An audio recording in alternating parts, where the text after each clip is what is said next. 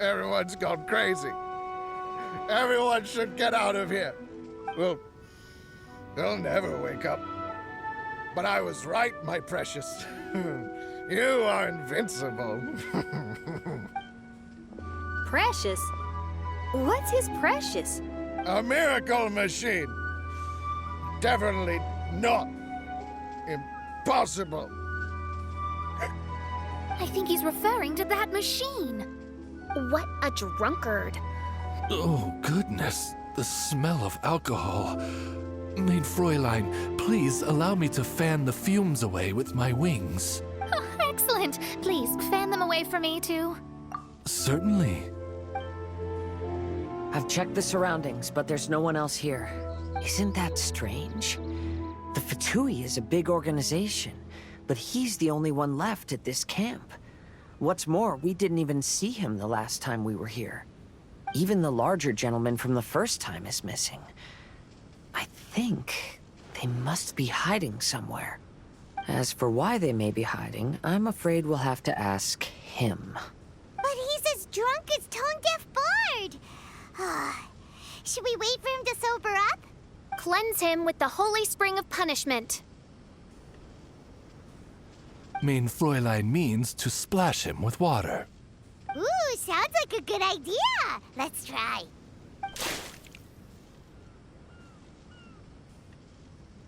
Hey, he opened his eyes! Huh? Hey, are you one of the Fatui? Can you tell us what happened here and what that machine is for? Fatui? Ha! Fatui! Those blockheads from the administration will regret it now! That's what you get for rejecting my research and forcing me to conduct my research on this deserted island. My precious! My precious! Why is he crying? Looks like he has a lot of pent-up emotions. You mocked me! And my precious invention. You don't know anything about the future. Only my invention can help us conquer the world. Idiots. Such idiots. Ow! Don't hit me. I won't blow up the lab again. I'm sorry. I didn't mean to. This man's gone insane. There's no way we can communicate with him. He wasn't like this when we first met him. It looks like the effects have grown worse, to the point of driving him mad. My manuscript. My manuscript. Only that can save. Manuscript? Where is it? Don't yell at me. Don't yell at me. Official, don't yell at him. Then I'll... Let me try. Kind sir, look at me. Now, tell me, where did you hide your manuscript? No, don't force me to write a report. Go away. He's completely lost in his own imagination. Allow me. Please excuse me.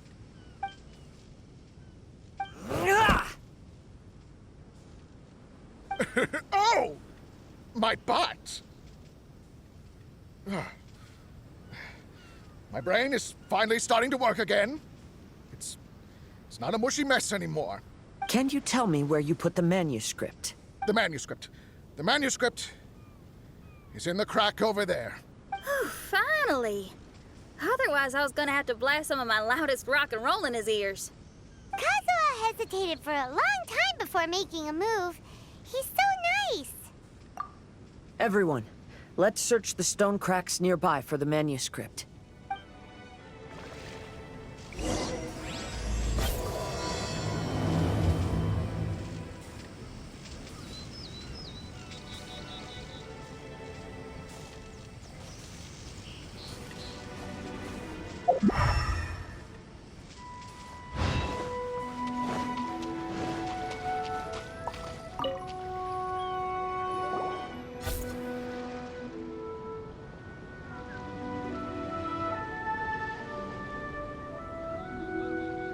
Found it!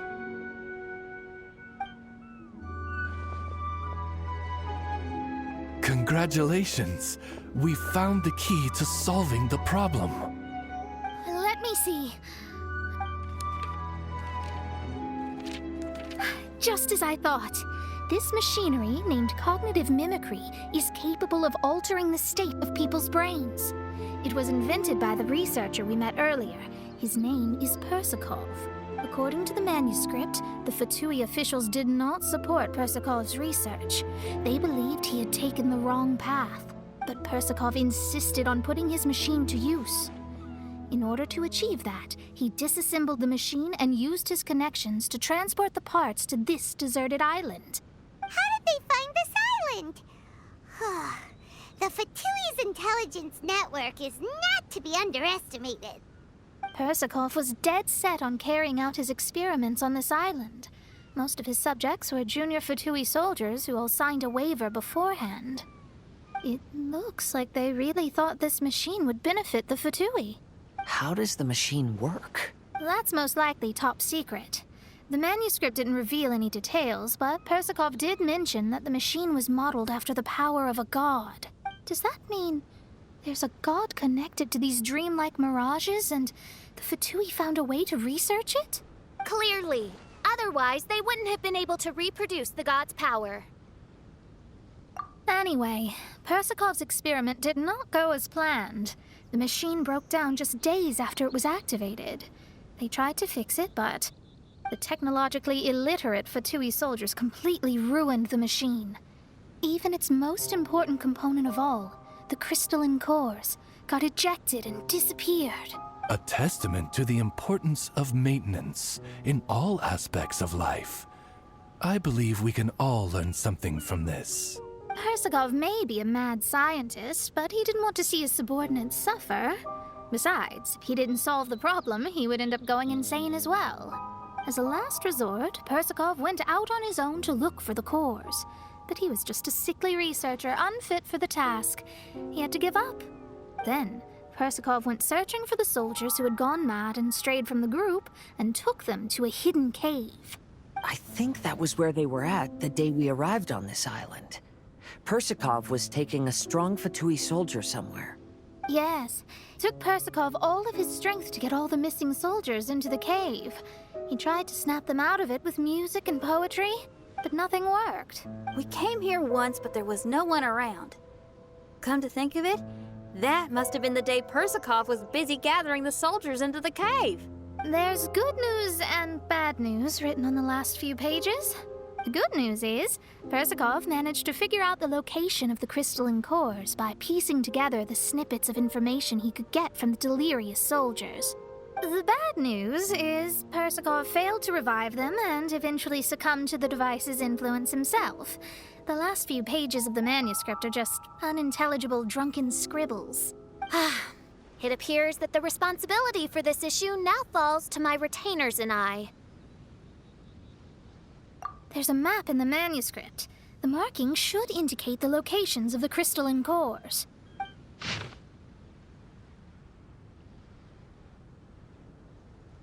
We've got no choice but to find the crystalline cores now!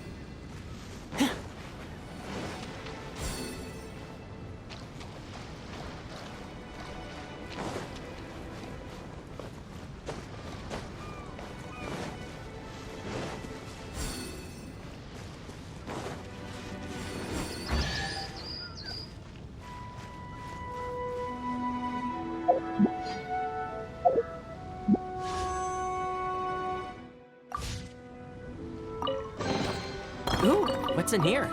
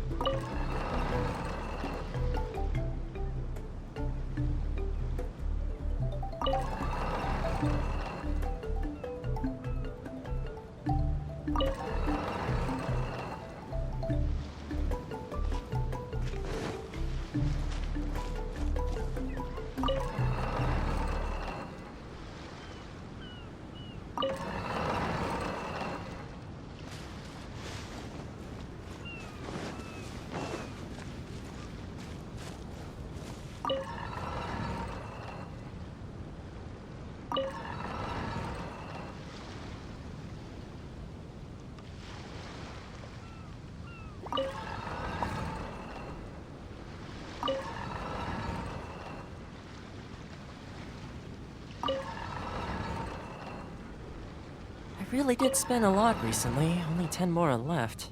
Still, 10 more is better than no Mora.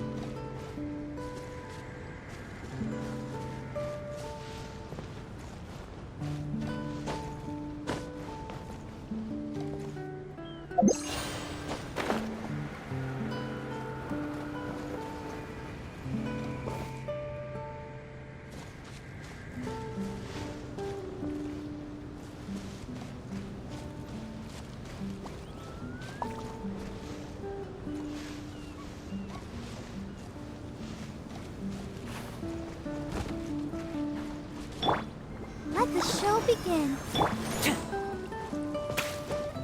Yeah. Huh?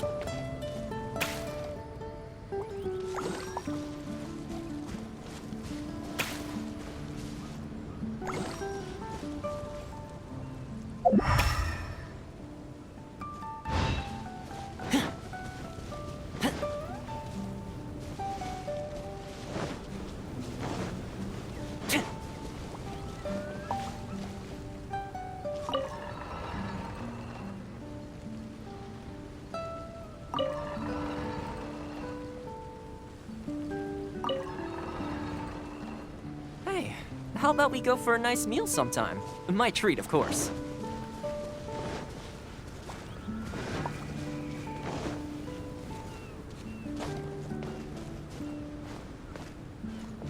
Hup.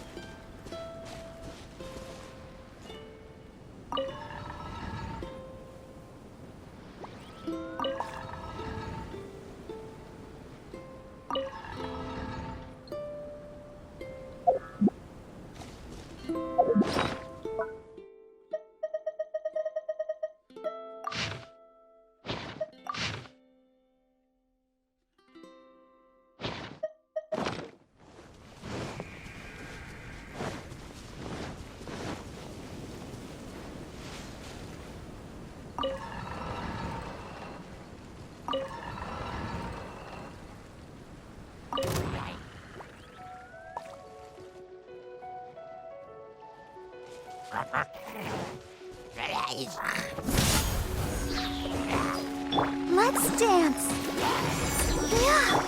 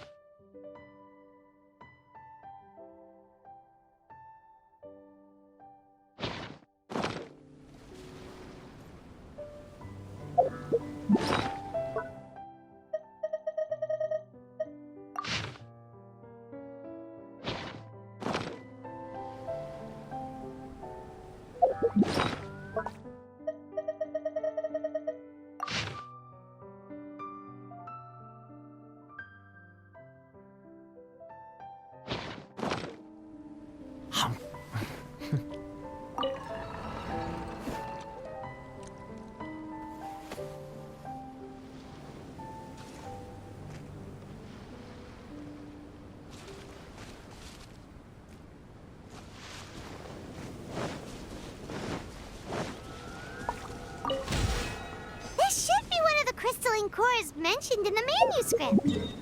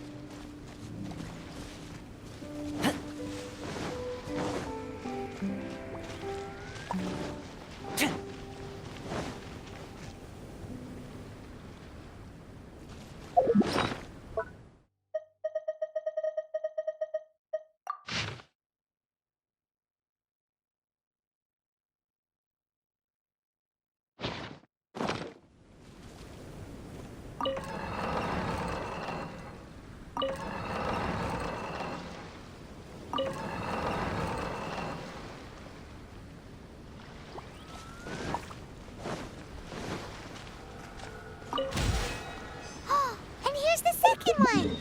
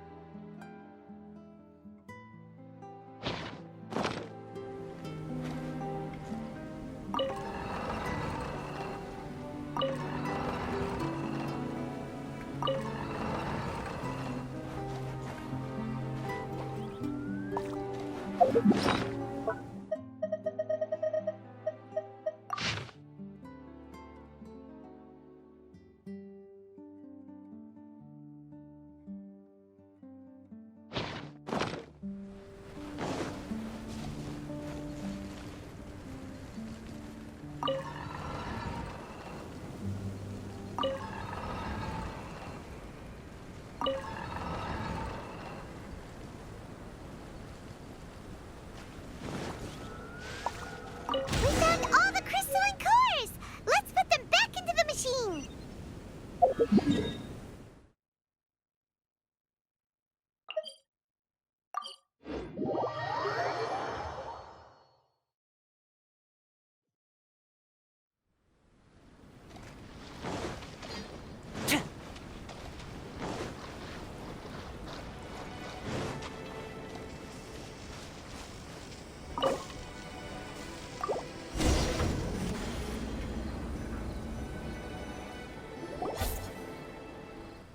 We've inserted all the crystalline cores, Mona. Is that all we needed to do? I think so. That's what the manuscript says, anyway. Let's give it some time. Hopefully it'll return to normal.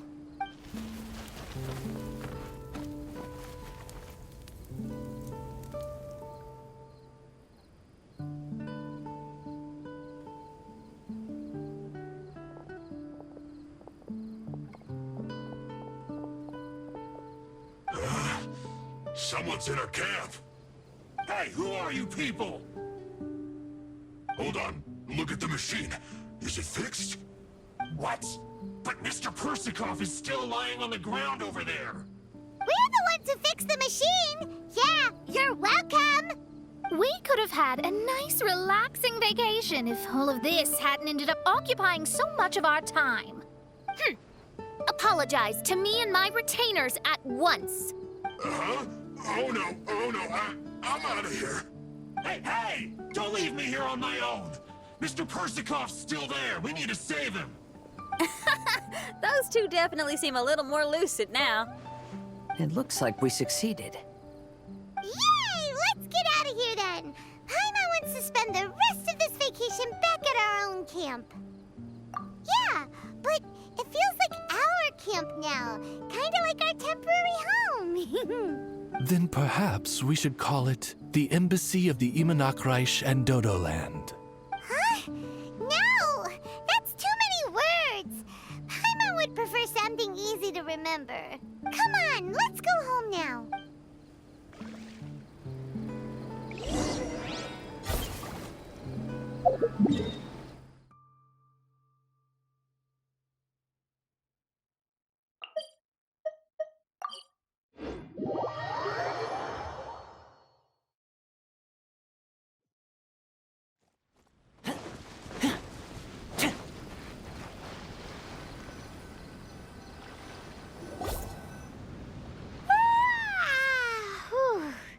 After coming home to a nice big meal, then having a long lie down, Paimon's finally starting to feel relaxed.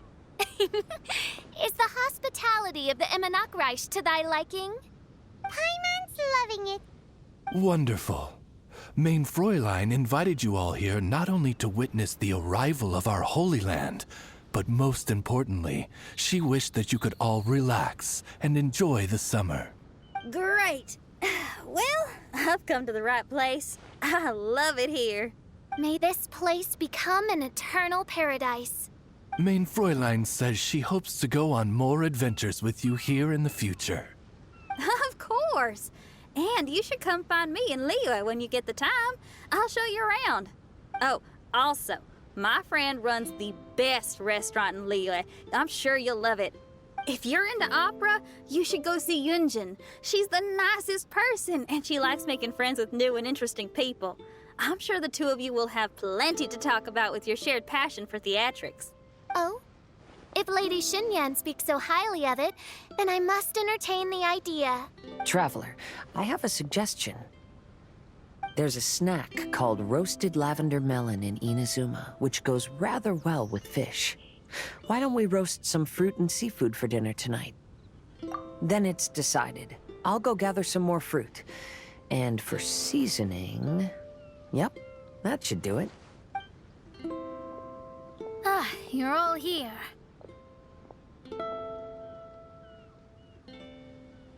I've noticed an issue. Although we've fixed the machine, as you can see, the mirages on the islands have still not disappeared. I've noticed that too.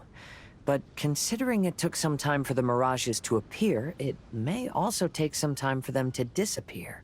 Yes, that's definitely possible. In other news, my scryglass seems to be working fine now. The divination results are also looking about right. Oh, although there are some parts in the results that I don't quite understand. It's as if there is some sort of power surrounding us. And it's still watching us. Do you think it's caused by the machine? Or perhaps Persikov? Sorry, I'm also not sure. All I know is that the power is not hostile at the moment. Whatever it is, it doesn't seem to harbor any ill will toward us.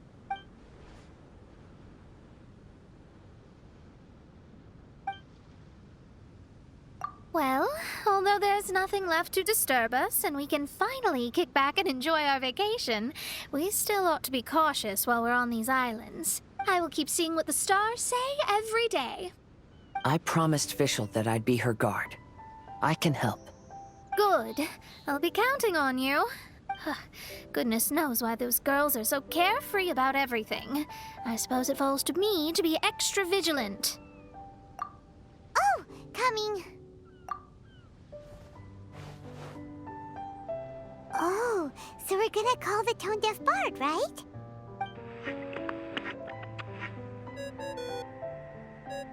Well, hello there, strangers. You finally called. I thought you were having so much fun that you'd completely forgotten about me. Nope. Oh, tone-deaf bard, a whole bunch of really strange things happened. A strange machine that can imitate the power of a god? Wow. I didn't know the Fatui had plans like that. Their imaginations are truly running wild. So, judging from your tone, it sounds like you don't know any more about this than we do. Alas, I am but a humble bard who sings for his Mora in the tavern. Why would I know anything about it?